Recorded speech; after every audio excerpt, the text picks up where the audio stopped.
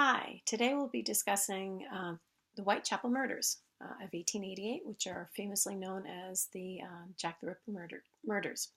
So, Jack the Ripper has never been officially identified. There is a slew of conspiracies regarding Jack the Ripper. Was Jack really a man? Was Jack a doctor? Was Jack royalty? Was Jack a woman? So, what I found thus far, seems to me the most logical, is a report that was provided by the FBI in a profile dated 1970s. So, Jack the Ripper, they presume, is Caucasian, that he was of Jewish descent, that he would have not been particularly well educated, but may have been very fastidious. There is the belief that his mother was abusive and a heavy drinker, that she enjoyed the company of men, and that the father would have been very absent or passive or absent. So that leads me to believe that perhaps his mother was a prostitute herself, and that would only heighten his anger and frustration towards women in general, and especially towards prostitutes.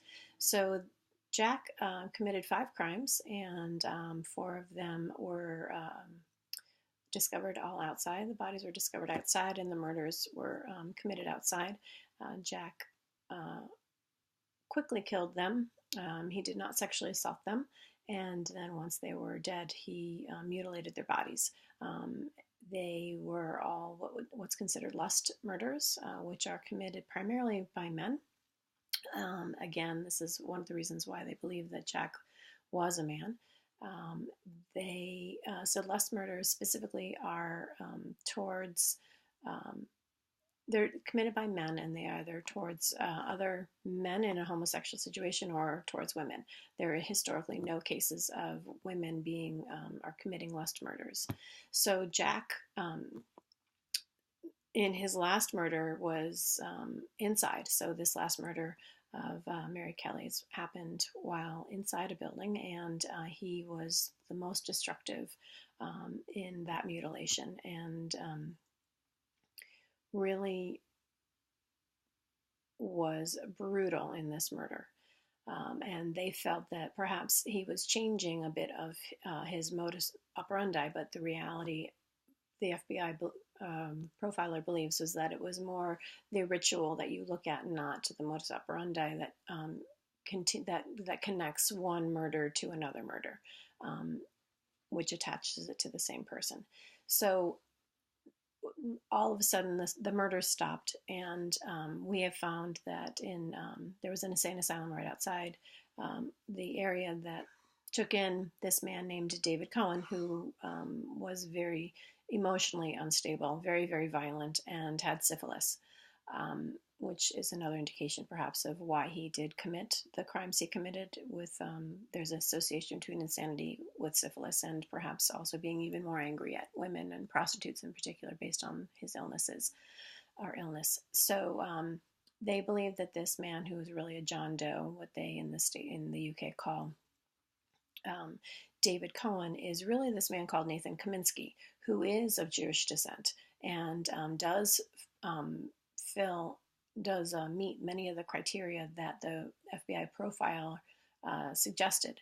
So the question is, was this man, Nathan Kaminsky, really truly Jack the Ripper?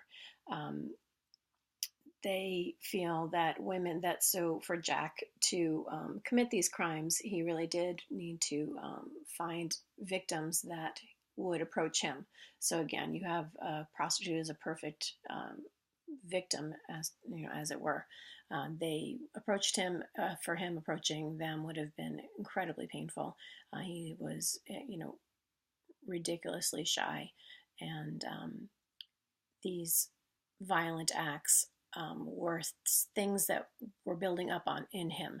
He would imagine and have fantasies of killing women, and then the fantasy would become overwhelming for him, and then he would actually need to commit them in his own mind. And so he hunted on Fridays, Saturdays, and Sundays, basically, and all these murders took place in the very early hours of the night, and within a quarter mile of his home, which was also close to the hospital. So he did have a particular path and hunting ground.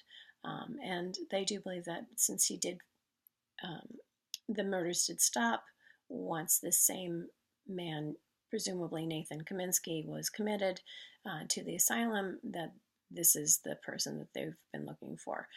He did die in the asylum in 1891 or two, sorry. And that's I think it was complications of syphilis. So that's our Jack the Ripper, I think. So thanks for listening. Take care. Bye.